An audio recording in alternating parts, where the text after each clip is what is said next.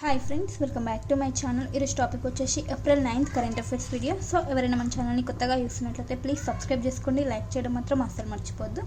అయితే ఈరోజు first topic చూస్తే కనుక ISARకు భారత్ ఎన్నిక అవడం జరిగింది. ఇది యాక్యురా సంస్థకి సంబంధించిన సంస్థ ISAR. సో దీని యొక్క ఫుల్ నేమ్ చూస్తే కనుక international standards of accounting and reporting. ఇది ప్రపంచ ఆర్థిక గణాంక నివేదికలు ఏవైతే ఉంటాయో ప్రమాణాలను ఇది అభివృద్ధి చేస్తుందంట ఈ సంస్థ ISAR. సో దీనికి వచ్చేసి భారత్ ఎన్నుకోవడం జరిగింది.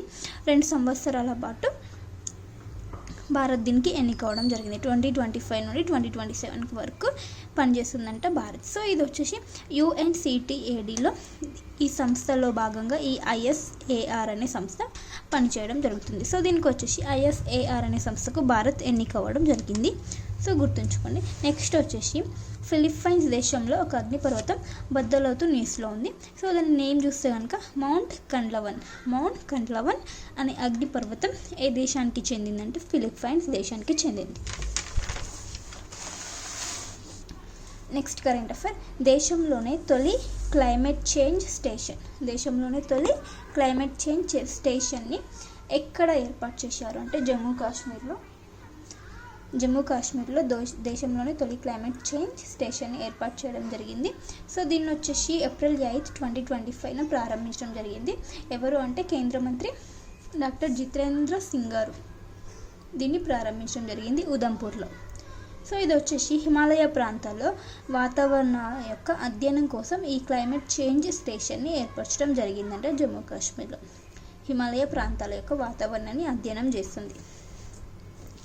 నెక్స్ట్ కరెంట్ అఫైర్, భయంకరమైన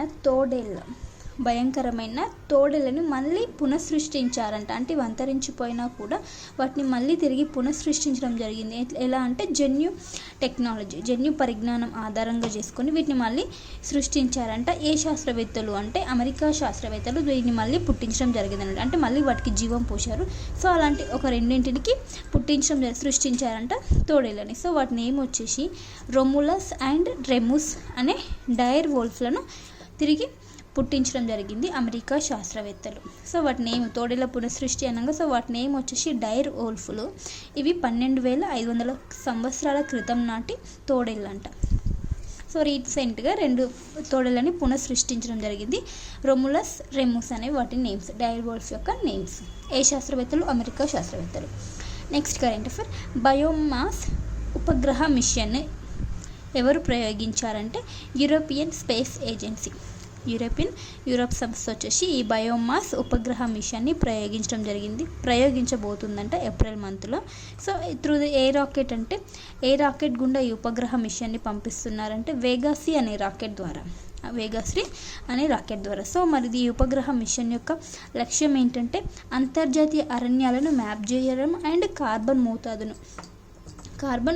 అరణ్యాలలో కార్బన్ మోతాదు ఎంత ఉంది దానిని గుర్తించడం.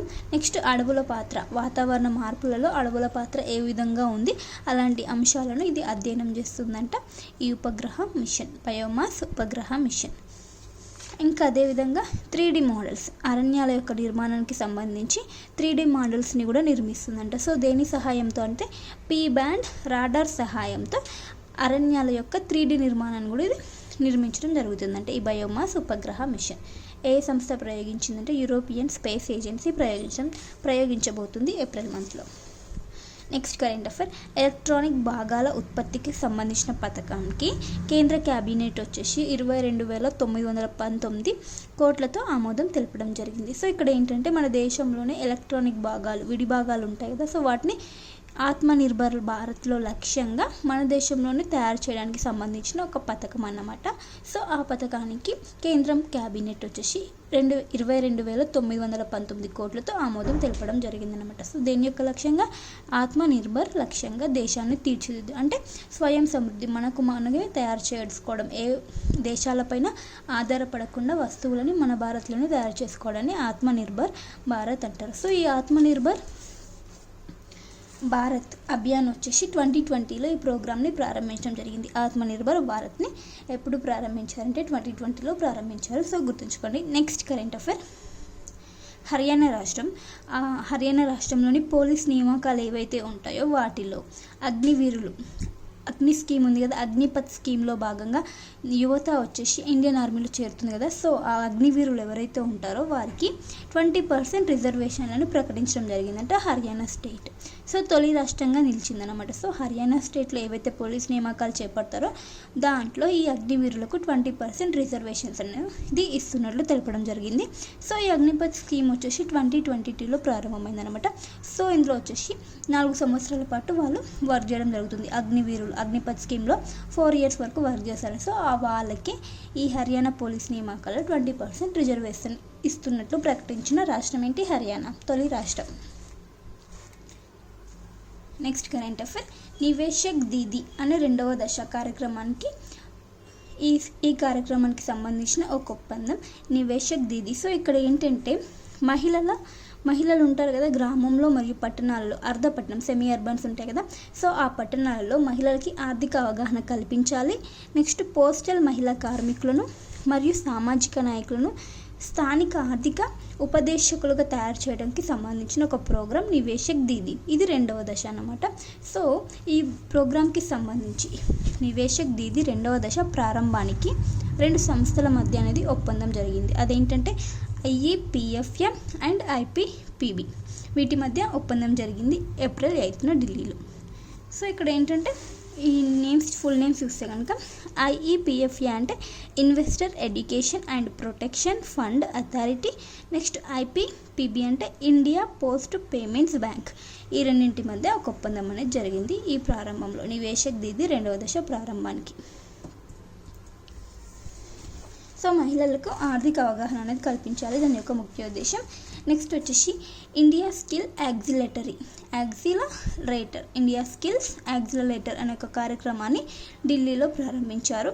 సో ఏ సంస్థల ఆధ్వర్యంలో అంటే భారత నైపుణ్య అభివృద్ధి మరియు ఉపాధి మంత్రిత్వ శాఖ అండ్ వరల్డ్ ఎకనామిక్ ఫోరం, ఈ 2 కలిసి సంయుక్తంగా ఈ ఇండియా స్కిల్స్ యాక్సిలరేటర్ అనే ఒక కార్యక్రమాన్ని ఢిల్లీలో ఏర్పాటు చేశారు, ప్రారంభించారు. సో దీని యొక్క ముఖ్య ఉద్దేశం ఏంటంటే యువతకు స్కిల్స్ నేర్పించాలి. సో స్కిల్స్ ద్వారా అన్ఎంప్లాయ్మెంట్ అనేది తగ్గించి ఎంప్లాయ్మెంట్ వాళ్ళకి ఒక ఉపాధి కల్పించాలనేది దీని యొక్క ముఖ్య ఉద్దేశం.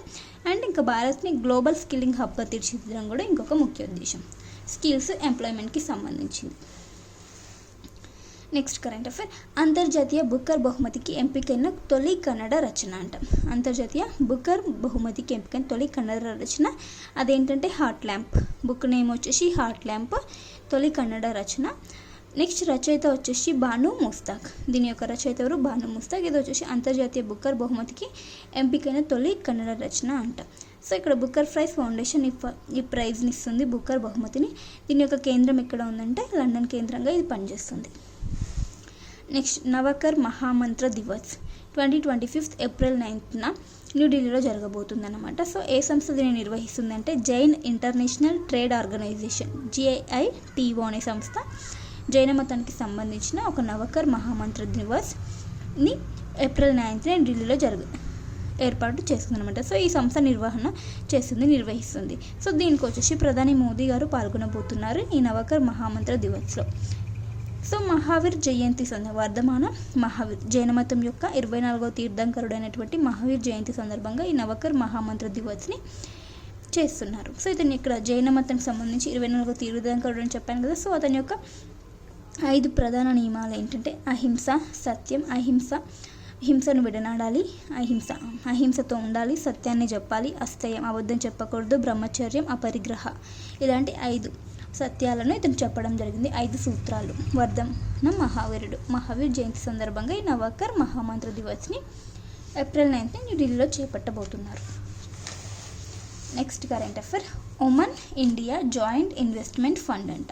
Oman India joint investment fund యొక్క CEOగా ఎవరిని నియమించారు అంటే సతీష్ చావ్లాని ఈ ఒమన్ ఇండియా జాయింట్ ఇన్వెస్ట్మెంట్ ఫండ్కి CEOగా నియమించడం జరిగిందనమాట. సో ఇక్కడ ఇదేంటంటే Oman India joint investment fund అంటే ఏంటంటే ఒమన్ ఇన్వెస్ట్మెంట్ అథారిటీ మరియు SBIకి మధ్య సంయుక్తంగా ప్రమోట్ చేసిన ప్రైవేట్ ఈక్విటీ ఫండ్ అంటే అది సంయుక్తంగా ఈ 2 కలిసి సంయుక్తంగా ప్రమోట్ చేసినటువంటి ఒక ప్రైవేట్ ఈక్విటీ ఫండ్ అంట. సో దీనికి CEOగా సతీష్ చావ్లాని నియమించడం జరిగింది.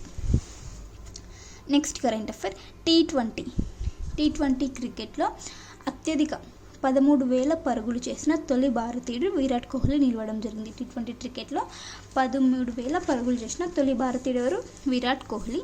సో ఏ మ్యాచ్ సందర్భంగా ఈ రికార్డ్ని నెలకొల్పాడు అంటే IPL 2025 ముంబైలోని వాంఖడే స్టేడియంలో జరిగినటువంటి ఆర్సీబీ మరియు ముంబై ఇండియన్స్ ఆర్సీబీ అండ్ ఎంఐకి మధ్యలో జరిగినటువంటి మ్యాచ్లో ఈ రికార్డ్ని బ్రేక్ చేయడం జరిగింది. 13,000 పరుగులు అనేది స్కోర్ చేయడం జరిగింది. సో ఈ రికార్డ్ని ఇన్ని పరుగులు చేసిన తొలి భారతీయుడిగా విరాట్ కోహ్లీ నిలవడం జరిగింది. Next current affair, Ram Sahay Pandey మృతి చెందడం జరిగింది. ఇతను ఎవరు అంటే మధ్యప్రదేశ్కి చెందినటువంటి ఒక జానపద నృత్య కళాకారుడు. సో ఇతను రీసెంట్గా మరణించడం జరిగింది. అతని పేరు వచ్చేసి రామ్ సహాయ్ పాండే. సో ఇవ్వండి ఫ్రెండ్స్ ఈరోజు ఇంపార్టెంట్ కరెంట్ అఫైర్స్. వీడియో నచ్చితే ప్లీజ్ లైక్ చేయండి, షేర్ చేయండి, అలాగే సబ్స్క్రైబ్ చేసుకోవడం మాత్రం అస్సలు మర్చిపోద్దు. Thank you for watching. Bye.